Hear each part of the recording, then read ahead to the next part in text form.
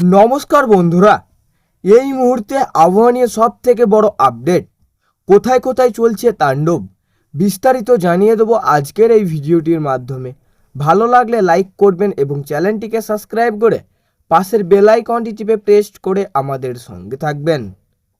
হু হু করে বাড়বে লু, এক ধাক্কায় 7 থেকে 8 ডিগ্রি বেড়ে যাবে তাপমাত্রা। পয়লা বৈশাখের আগেই কালবৈশাখী ফিরবে কি? পয়লা বৈশাখের আমেজ শুরু হওয়ার আগেই দক্ষিণবঙ্গ জুড়ে দহন জ্বালা শুরু হয়েছে। আবহাওয়া দপ্তরের পূর্বাভাস অনুযায়ী আগামী কয়েকদিন তাপমাত্রা এক লাফে কয়েক ডিগ্রি বেড়ে যাওয়ার সম্ভাবনা রয়েছে, যা উৎসবের মুখেই সাধারণ মানুষের উদ্বেগ বাড়িয়ে দিচ্ছে। কলকাতা ও পার্শ্ববর্তী জেলাগুলিতে বৃষ্টির অভাবের পরিস্থিতি আরও শোচনীয় হতে পারে। দক্ষিণবঙ্গে তাপপ্রবাহের সতর্কতা।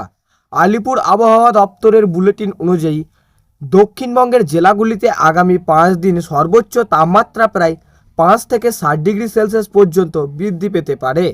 বিশেষ করে 13 থেকে 16 এপ্রিলের মধ্যে দক্ষিণবঙ্গের বেশ কিছু অংশে চরম গরম ও আর্দ্রতার পরিস্থিতি কন্ডিশন বজায় থাকবে।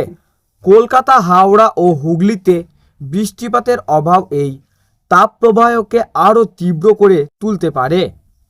তবে অস্বস্তিকর খবর এই যে আজ ঝাড়গ্রাম, পুরুলিয়া এবং পশ্চিম বর্ধমানের মতো জেলাগুলিতে বজ্র বিদ্যুৎ সহ বৃষ্টির পূর্বাভাস রয়েছে।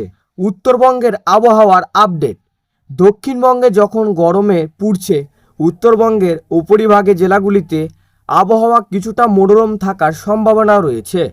আজ দার্জিলিং, কালিম্পং, আলিপুরদুয়ার, কোচবিহার এবং পয়লা বৈশাখের সকালেই দক্ষিণবঙ্গে তীব্র দহনজ্বালা ও তাপ প্রবাহের সতর্ক জারি করা হয়েছে।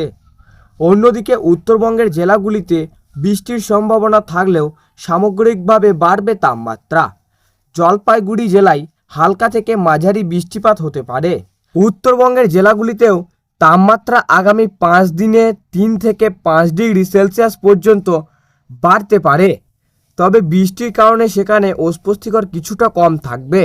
এই অঞ্চলে দমকা ঝোড়ো হাওয়ার সাথে বৃষ্টির পূর্বাভাস দেওয়া হয়েছে। আগামী কালকের পূর্বাভাস।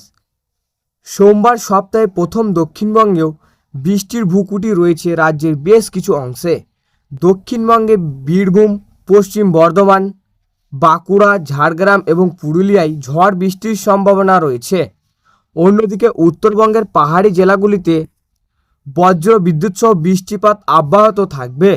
তবে বৃষ্টির স্থায়িত্ব কম হওয়ায় আর্দ্রতাজনিত অস্বস্তি বা কমার সম্ভাবনা খুবই কম।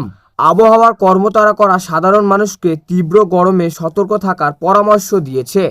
দুপুরের দিকে সরাসরি রোদে বেরোনো এড়িয়ে চলা এবং শরীর হাইড্রেট রাখার জন্য প্রয়োজন জল ও জলীয় খাবার খাওয়ার কথা বলা হয়েছে। তো সুপ্রিয় দর্শক, এই ছিল আজকের আবহাওয়া খবর। ভালো লাগলে লাইক করবেন এবং অবশ্যই চ্যানেলটিকে সাবস্ক্রাইব করে পাশের বেল আইকনটি টিপে প্রেস করে আমাদের সঙ্গে থাকবেন।